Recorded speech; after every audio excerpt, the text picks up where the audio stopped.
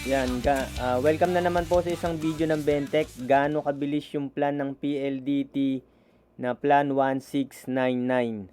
Meron tayong 10 device na nakakonect. Tapos dalawang computer, kaya lang isang computer naka-turn off. Ito lang yung ginagamit ko. Bali, yung plan ko mahigit mahigit 2 years na. Pero ito yung nakukuha ko, no. Meron tayong 10 devices. Yan. Nag nagpo 400 siya, no, pero usually pa ko siya sa 300, minsan nagto 200 pa. So ulitin natin, no. Anong oras ngayon, no, ay 12:40 AM. So yung ganitong oras medyo mas mabilis, no, kasi madaling araw na. Yan. Pero yung ganyang speed okay naman yan, no. Ang problema lang sa PLDT, pagka nagkaroon ng problema, ang tagal bago ma-repair. Tsaka kasi pag tinignan mo yung condition ng mga wiring sa labas, minsan ang baba ng pagkaka-install. Kaya pagka may dumaan na malaking truck, sumasabit dun sa wire, no, napuputol yung fiber.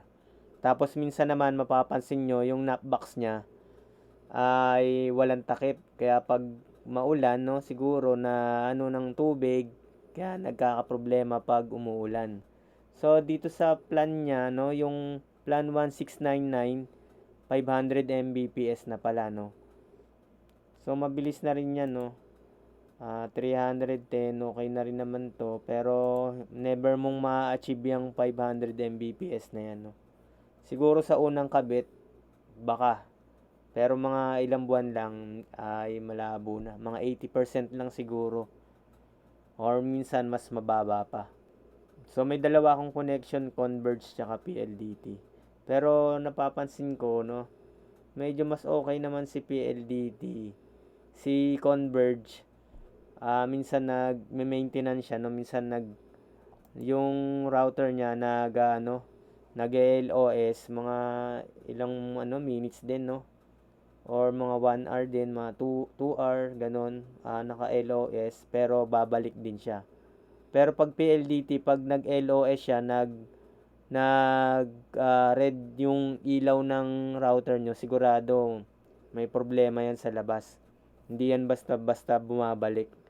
Kailangan mo itawag na sa nila, customer service. Malamang sa knockbox yan o kaya sa wiring.